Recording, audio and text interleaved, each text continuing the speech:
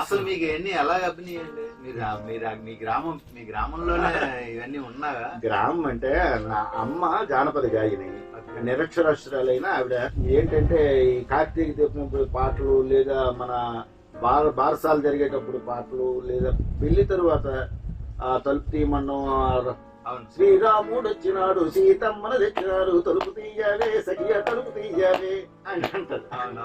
అవతల వాళ్ళు అవతల పార్టీ పెళ్లి వాళ్ళు అంటే పెళ్లి లగ్నం నుంచి వరుడు ఇంటికి వరుడు తన భార్యను తీసుకుని వెళ్ళేటప్పుడు తలుపు వేస్తారు. అవతల నుంచి ఏమో ఆ భర్త పేరు చెప్పమని ఆవిడ్ని అంటూ ఆవిడ మళ్ళీ ఈవిడికి సమాధానం అవతల నుంచి ఒక సింగర్ అడుగుతారు. ఒక గమ్మత్తైన కుటుంబాలని కలిపే ప్రక్రియలు ఆ ఈజ్ క్రియేట్ చేసేది. అప్పట్లో పెళ్లి అంటే ఇద్దరు వ్యక్తులు కలవడం కాదు కదా, రెండు కుటుంబాలు కలవడం.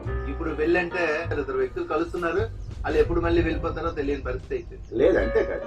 నీ అమ్మాయి కూడా బ్రో అని పిలుచుకుంటున్నారు. బ్రో నీకు మ్యాచ్ సెటిల్ అయిందంటే కదా, కంగ్రాట్స్, ప్యాకేజ్ అంత మీ అయింది, అత్తమామలు పెట్టుకున్నారా?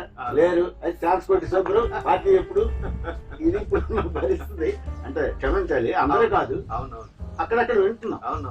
ఈ పెడదోరల కారణం మీరు అన్నారు రెండు కుటుంబాలు కలయి, ఆ కాన్సెప్ట్ పోయింది. మైక్రో ఫ్యామిలీస్ అయిపోయి ఇండివిజువల్ గా మీకు తల్లిదండ్రులని దూరంగా ఉంటేనే అమ్మాయిలు పెళ్లి చేసుకోవడం సెలెక్ట్ చేసుకుంటారు. మీరు చెప్పింది అది వాస్తవం కూడా. అంతేకాదు, తెల్లవారు లేస్తే భార్య ఒక ఉద్యోగానికి వెళ్ళిపోతుంది బండి మీద, భర్త ఒక ఉద్యోగానికి వెళ్ళిపోతున్నారు బండి మీద, పిల్లలిద్దరు సైకిల్ మీద లేకపోతే వాళ్ళ స్కూటీల మీద రెండు కళాశాలకు కానీ పాఠశాలకు కానీ వెళ్ళిపోతున్నారు. మళ్ళీ రాత్రికి నలుగురు కలిసి భోజనం చేస్తారనే గ్యారంటీ ట్రాఫిక్ పరిస్థితుల్లో చూస్తుంటే, ట్రాఫిక్ తాలూకా ప్రమాదాల తాలూకా రేట్ చూస్తుంటే, మళ్ళీ నలుగురు కలిసి వస్తే నలుగురు ఈ రాత్రి పెట్టుకున్నట్టు అంత ప్రమాదం. దానికి కూడా రాశారండి.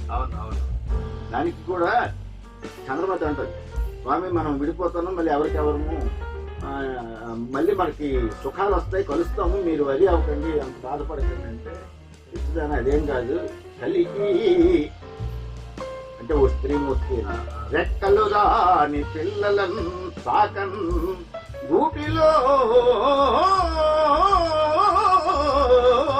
నుంచి మేతలకై పోతొక చెంత పెంటి ఒక చెంతన్ బారా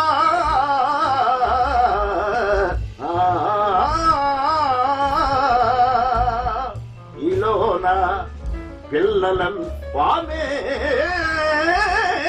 గ్రసించునో వదల పాలం చిక్కునో పురుగులు అతలకే వెళ్ళిన తల్లిదండ్రులు ఈ ఇళ్లపై ప్రాణులకు వియోగమగుచో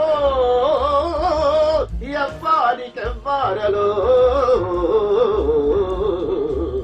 ఇప్పుడు పరిస్థితి కూడా అర్థం పడుతుందండి ఖచ్చితంగా.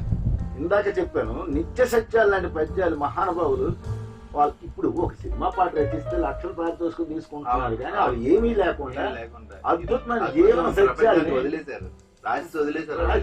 మన వల్ల మున్మన వల్ల పాడుకొని తగ్గితే పాడుకోవడం కాదు, భావానికి అయితే గ్రహించి జీవితానికి అన్వయం చేసుకుంటే ఈజ్ లివింగ్ తెలుస్తుంది. మీరు చెప్పింది వాస్తవం కదా. నేను 2015లోనే ఇంట్లోని ఫాదర్ మదర్ పెద్దవాళ్ళు మంచాల మీద ఉన్నారు, ఈవిడికేమో యాక్సిడెంట్ అయింది, ఇరిపి మంచం మీద ఉంది, వాడేమో ఇంకా చదువుల్లో ఉన్నాడు, వాడికి ఏమి తెలియదు.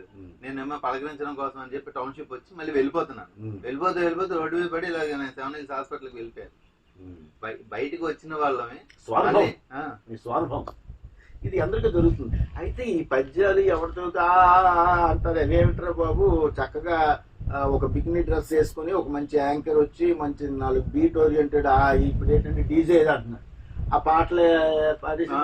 నేను ఆ సరదాలు వద్దనట్లేదు, అందరినీ సమాజంలోని అన్ని వర్గాలు నేను కోరేది ఏంటంటే ఉత్కృష్టమైన రచనలు. పూర్వం ఎందరో తాళపత్రం కిందలు కొన్ని తగలబెట్టేశారు పరాయి పాలకులు.